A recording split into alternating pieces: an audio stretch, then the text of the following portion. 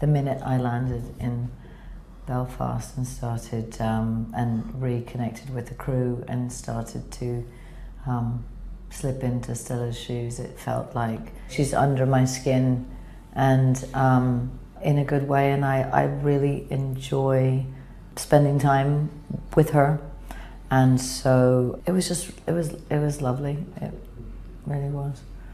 It really did feel like coming home. I've never come back for a second series of anything, so I've never had that experience, but I can't imagine it would be any better than it felt to come back to this. And it is just like family, and we had the same crew from the first series and just couldn't wait to get started on it. I got like a breakdown of them first, which I'm sure you were involved in, but quite far in advance got a very detailed sort of 80-page Alan Cubitt breakdown of what would potentially happen in each episode, and I was shaking. I was genuinely shaking reading it. I was so excited to get stuck into it, and then the scripts themselves came along a few months later and they lived up to that and more, and yeah, amazing.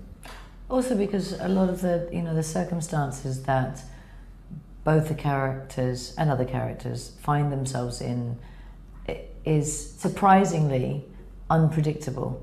I was very pleasantly overjoyed by just how good they were, and the stories and the trajectory for the characters. Yeah. Still today, when I say I'm from Belfast, people are like, "Oh my God, is it okay there? How was your upbringing? It must have been crazy." And you're constantly sort of defending it and trying to explain that it's a great place full of brilliant people, and as a geographical place to set this drama. What a great idea, because it just adds an extra thing that people are always in the back of their mind. It already has an energy to it by the fact that it's set in Belfast and everyone knows the history.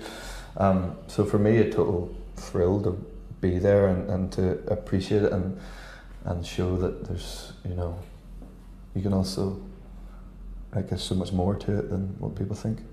It's a beautiful place filled with beautiful people who are very interested, I think, in it being seen for what it is today, and I've just had the most extraordinary experience working there. I think it's such a treat if you have so much unknown territory within a character, and Alan is the master of sort of unknown territory, and was very open to both what Gillian and I planned to do with that and how we planned to portray that on screen, and that was very freeing to be able to explore that. And but even within that, what I found, especially in the second season, was having a certain trust in myself to know how to get places as Stella in scenes. But there were 2 or 3 scenes in this particular series that were really hard work. There was a moment where she's not necessarily really telling the truth and revealing something to somebody else who trusts her and she trusts and needs that relationship. So at what point is she lying? At what point is she being a good detective? At what point, and those, there were a few, 3 specific scenes like that where I all of a sudden couldn't rely on what I usually rely on. That's when I have an opportunity to exist in that world, working with somebody who is an artist like Alan is.